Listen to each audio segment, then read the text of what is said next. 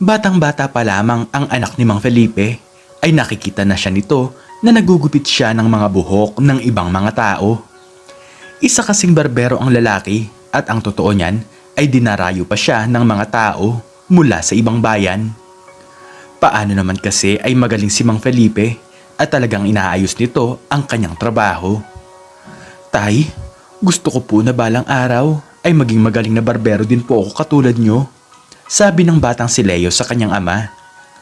Kung ganun anak, ay palagi mo akong panoorin sa aking ginagawa. At ito pa anak, huwag mong isipin ang kikitain mong pera. Ang isipin mo ay kung paano magugustuhan ng ibang tao ang trabahong ginagawa mo. Pangaral ni Mang Felipe. Hindi man sila mayaman ngunit masaya naman sila sa kanilang buhay. Ito na rin ang tanging trabaho na ipinambubuhay ni Mang Felipe sa kanyang pamilya. Napag-aaral niya ang kanyang nag-iisang anak sa pagiging isang barbero. Ano ka ba Felipe? Huwag mo ngang ipamukha sa anak mo na balang araw ay magiging katulad mo siya. Pinag-aaral natin siya para maging isang doktor siya balang araw. Nakasimangot na sabi ni Aling Brenda sa kanyang asawa. Mataas kasi ang pangarap nito para kay Leo. Ang gusto ng babae ay magkaroon ng magandang buhay ang kanilang anak kapag nakatapos na ito sa kanyang pag-aaral. Mahal naman, wala naman siguro masama sa pagiging isang barbero. Kung ano ba ang pangarap ng ating anak ay dapat nating suportahan, sagot ni Mang Felipe. Lumipas sa mahabang panahon ay nakatungtong na sa kolehiyo ang binatang si Leo. Nag-aaral siya upang maging doktor pero hindi pa rin nawawala sa kanyang isipan na gusto niyang pumalit sa yapak ng kanyang tatay. Sa tuwing uuwi ito galing sa eskwelahan ay nagugupit na rin ito ng buhok. Paring Felipe, mukhang mas magaling na ata sa iyo si Leo sa paggugupit ng buhok. Balang araw ay siya na ata ang papalit sa iyo. Masayang sabi ni Mang Lito.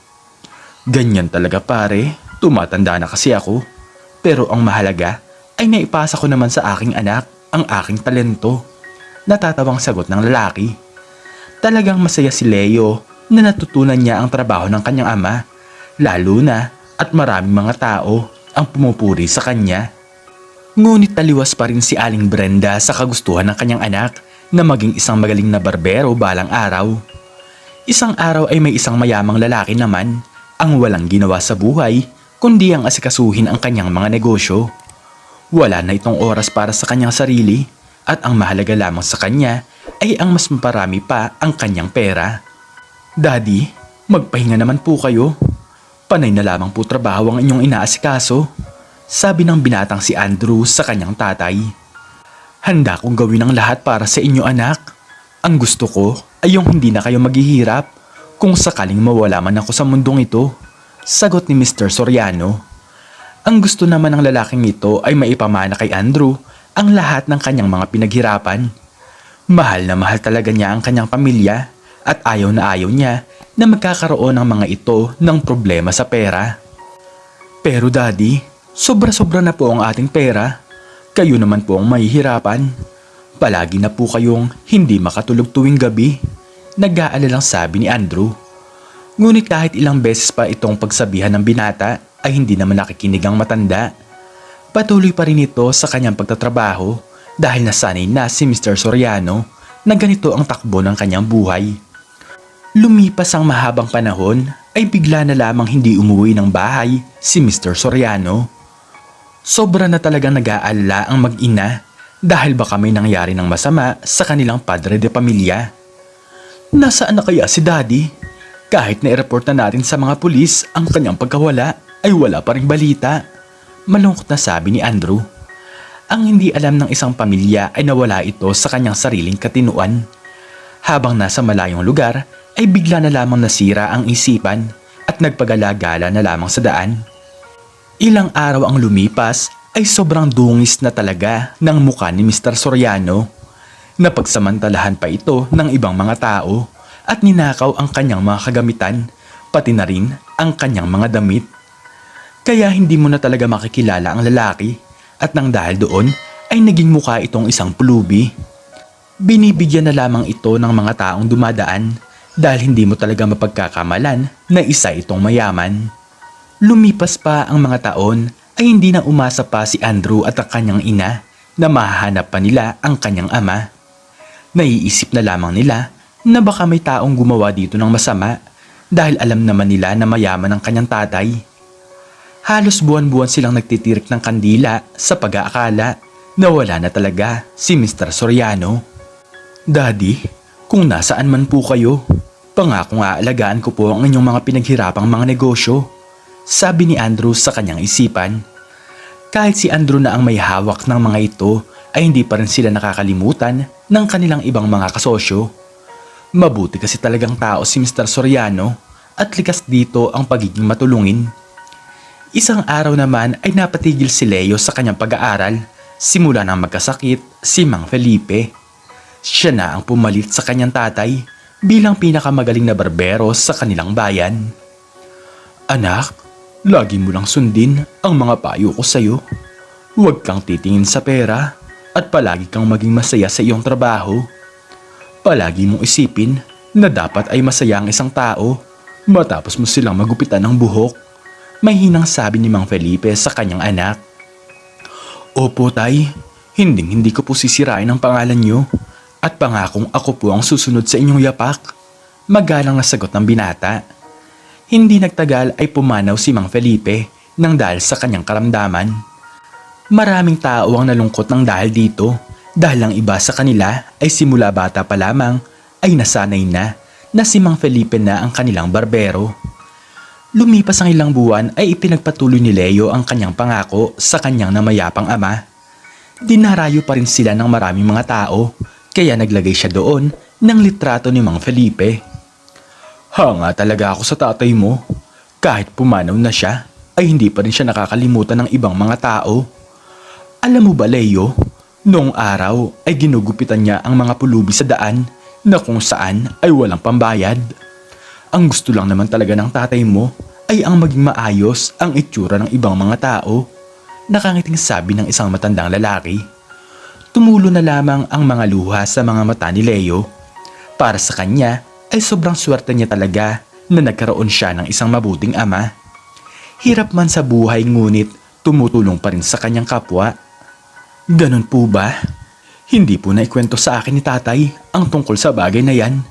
Ngunit masaya po ko na narinig ko po ang kwentong ito mula sa ibang tao. Masayang sagot ni Leo. Hindi naman kasi para ipagmalaki ni Felipe ang kanyang mabubuting nagawa. Sobrang bait ng tatay mo. Sige na Leo at uuwi na ako. Maraming salamat sa paggupit ng aking buhok. Paalam ng matandang lalaki. Nang dahil doon ay mas lalo pang ginanaan si Leo kung ano man ang kanyang ginagawa sa buhay. Nakikita niya ang kanyang mga dating kaklase na patuloy pa rin sa pag-aaral. Ngunit kahit isang beses ay hindi siya nagkaroon ng inggit sa kanyang katawan. Isang araw ay napansin niya ang isang lalaking pulubi na nasa harapan ng kanyang barbershop. Gusto man niya itong tulungan, ngunit marami pa talagang tao ang nakapila sa kanya. Ilang oras ang lumipas ay nagmamadali siyang lumabas, ngunit hindi na niya makita ang pulubi doon. Sige, sa susunod na makita ko siya, ay gugupitan ko siya ng buhok. Gusto kong maging katulad ako ni tatay, sabi ni Leo sa kanyang sarili. Isang linggo ang lumipas ay hindi na niya nakita ang pulubi, pero isang gabi ay nakita niya ito na dumaan sa kanilang harapan. Agad niya itong tinawag at pinapasok sa loob ng barbershop. Sa una ay natatakot pa siya, ngunit mabait naman pala ang pulubing ito. Tay, kumain po muna kayo at uminom ng tubig. Pagkatapos ay papaliguan ko po kayo at bibihisan ng maayos na damit. Ako na po ang bahala sa inyong buhok at gugupitan ko po kayo, masayang sabi ni Leo. Pagkatapos niyang paliguan ang matandang pulubi ay kumuha siya ng damit sa aparador ng kanyang tatay. Ibinihis niya sa matanda ang damit ni Mang Felipe at natuwa naman siya sa kanyang nagawa. Tiyak kong magiging masaya naman si tatay kung malaman niya ang ginagawa ko ngayon, sabi ni Leo sa matandang pulubi. Ibang-iba talaga ang naging itsura nito matapos niya itong magupitan ng buhok. Kinunan niya ito ng video at in-upload niya sa social media. Marami talaga ang namangha nang dahil sa kanyang ginawa sa pulubi. Ipinakita niya ang itsura nito, bago at matapos niya itong pagandahin ng itsura. Hindi pa doon nagtatapos ang pagtulong ni Leo sa pulubi. Ilang araw niya itong pinakain at pinatulog sa kanyang barbershop. Wala namang masamang kilos na ginagawa ang matanda at nakaupo lamang ito sa isang sulok habang nagugupit siya ng buhok. Andrew, napanood mo na ba yung sumikat na video ng isang barbero sa social media? Nagmamadaling tanong ng kanyang kaibigan. Hindi pa. Bakit naman parang nagmamadali ka? Mahalaga ba ang bagay na yan? Tanong ni Andrew. Nang mapanood ito ng binata ay agad nanlambot ang kanyang mga tuhod. Hindi siya nagkakamali na ito si Mr. Soriano, ang kanyang ama na akala nila ay matagal nang pumanaw. Agad nilang pinuntahan ang barbershop ni Leo.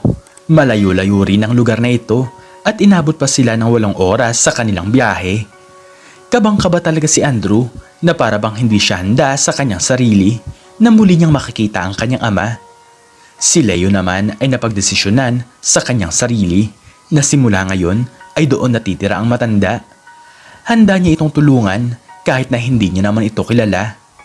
Ngunit sa gabing iyon ay may 2 lalaki ang kumakatok sa kanilang pintuan. Nang pagbuksan nila ito ay agad itong pumasok sa loob ng kanilang bahay.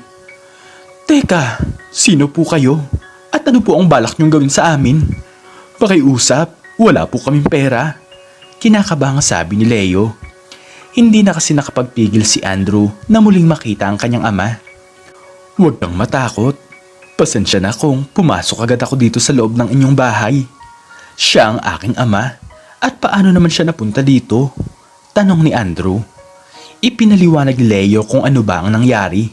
Siya na ang nag-aalaga sa matanda. Simula nang makita niya ito na pag-alagala lamang sa kalsada. Napatunayan naman ni Andrew na siya ang anak nito. Kumuha siya ng litrato kasama ang kanyang tatay. Matagal na namin siyang hinahanap dahil bigla na lamang siyang nawala. Maraming salamat dahil tinulungan niyo siya. Umiiyak na sabi ni Andrew. Lubusan talaga ang pasasalamat ng binata kay Leo dahil ito rin ang dahilan kung bakit niya muling makakapiling si Mr. Soriano. Isang araw ay pinatingnan nila sa doktor ang lalaki. Nalaman na lamang nila na nagkaroon ito ng diferensya sa pag-iisip kaya nagpag-alagala na lamang ito at hindi na umuwi sa kanilang bahay. Masaya naman si Leo na mayroon ng mag-aalaga sa matanda at higit sa lahat ay mayaman pala ang pamilya nito. Nang dahil doon ay mas nakilala pa si Leo dahil kumalat ang balitang ito. Pero isang bagay ang hindi niya inaasahan. Ilang buwan kasi ang lumipas ay naipagamot ni Andrew ang kanyang tatay nang dahil marami naman silang pera. Matino na ang pag-iisip ni Mr. Soriano at kasama nito si Andrew. Pumunta ang mag-ama sa barbershop ni Leo upang mag-offer ng isang magandang negosyo. Leo, maraming salamat talaga sa pagtulong sa akin. Kung hindi dahil sa iyo, ay hindi ako makakabalik sa aking pamilya. Sabi ni Mr. Soriano. Nangako ang mag-ama na magtatayo sila ng negosyo na isang barbershop at ang hahawak dito ay ang binatang si Leo. Ilang buwan pa ang lumipas ay maraming gusali agad ang kanilang naipatayo. Naghanap sila ng magagaling na barbero kung saan ay kanilang mga magiging empleyado. Biglaan talaga ang naging pagyaman ni Leo nang dahil sa pagsunod niya sa mga payo ng kanyang namayapang ama na si Mang Felipe. Hindi man siya naging isang ganap na doktor, ngunit naging mayaman naman siya nang dahil sa kanyang kababaang loob. Pati na rin ang kanyang nanay na si Aling Brenda ay nauunawaan na kung ano ba ang ibig sabihin ng kanyang asawa. Simula noon ay naging magkasosyo si Andrew at Leo. Hindi lang magkasosyo sa negosyo, ngunit naging matalik na magkaibigan din ang dalawa. Kapag gumagawa ka talaga ng mabuti, ay hindi mo lang natutulungan ng ibang tao, kundi nabibigyan mo rin sila ng pag-asa na muling makabangon sa kanilang buhay. Maraming paraan upang tumulong sa kapwa. Kung tutulong ka sa iba, ay huwag kang maghahangad ng kapalit dahil ang Diyos na ang bahalang gumawa ng daan upang ikaw ay masuklian. Masarap ang tumulong sa kapwa, lalo na sa totoong nangangailangan. Mahirap man ang buhay. Ngunit kung may mabuti kang kalooban, ay bigla na lamang gagaan ang iyong pakiramdam. Tularin natin si Mang Felipe na maayos ang pag-iisip. likas na matulungin sa kanyang kapwa at hindi ipinagmamalaki kung anuman ang kanyang mga nagawa. Kaya kahit pumanaw na siya ay hindi pa magtatapos ang kanyang kabutihan dahil namanay ito ng kanyang anak. Ikaw, anong natutunan mo sa istoryang ito? I-comment mo sa baba ang iyong natutunan. At hanggang dito na lamang po nagtatapos ang aking istorya at sana po ay nagustuhan niyo ito. Please like, share, and subscribe and click the notification bell para lagi kang updated sa mga bago kong istorya. Muli ay maraming salamat po at God bless us all.